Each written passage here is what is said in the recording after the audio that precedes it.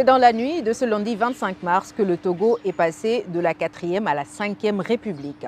L'Assemblée nationale togolaise vient en effet d'adopter une nouvelle constitution. La nouvelle loi fondamentale du Togo est passée à 89 voix pour, une voix contre et une abstention.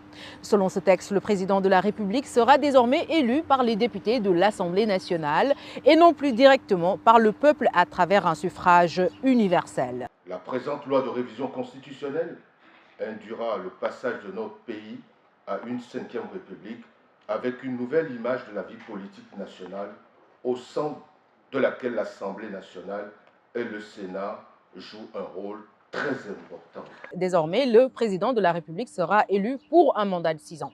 Il n'est plus élu au suffrage universel direct et ne dispose que d'un pouvoir symbolique. C'est le président du Conseil de gouvernement qui a l'effectivité du pouvoir exécutif. Il est élu sans débat par l'Assemblée nationale. Cette transition-là se fasse, ça ne se fera pas sans écueil. C'est pourquoi je comprends ceux qui sont à l'extérieur du Parlement, qui crient qu'ils ne sont pas d'accord, ils ne veulent pas. Ils iront quand même aux élections, ce qui veut dire qu'in fine, ils vont bénéficier des réformes que nous sommes en train de faire. Maintenant, que feront les Togolais?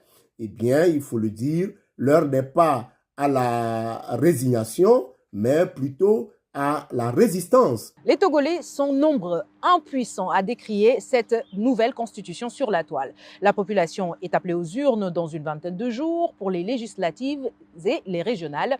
Ces élections sont donc déterminantes pour le Togo puisqu'elles permettront de désigner les députés qui auront désormais le soin d'élire le prochain président de la République togolaise.